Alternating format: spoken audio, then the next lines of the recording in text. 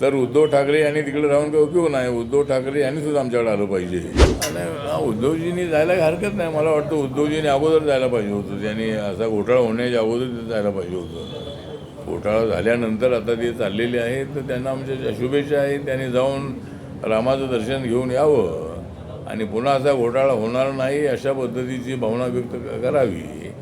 आणि त्याला जाण्याचा अधिकार आहे. राम मंदिर सगळ्यांसाठी खुलं आहे. त्यामुळं उद्धव ठाकरे यांनी तिथे जायला काही हरकत नाही आहे. हेच आहे की जर आता एवढे सगळे खासदार आमदार जर इकडे आमच्याकडे येत आहे, तर उद्धव ठाकरे यांनी तिकडे राहून काही उपयोग नाही. उद्धव ठाकरे यांनी सुद्धा आमच्याकडे आलं पाहिजे. दरवाजे आमच्यासाठी खुले आहेत. ते जरी आले तरी बाळासाहेबांचे ते वारसदार आहेत आणि आमची ताकद अजून चांगली वाढू शकेल. त्यामुळं जर वेळ आली तर उद्धव ठाकरेंनी विचार करावा आणि उद्धव ठाकरेंनी सुद्धा आमच्यासोबत यावं अशी आमची भूमिका आहे. महाराष्ट्रातील सर्व बातम्यांचे विश्वासार्ह व्यासपीठ, सकाळच्या सर्व सोशल मीडिया प्लॅटफॉर्मला लाईक, फॉलो आणि सबस्क्राईब करा. तसंच सर्व नोटिफिकेशनसाठी बेल आयकॉन प्रेस करायला विसरू नका.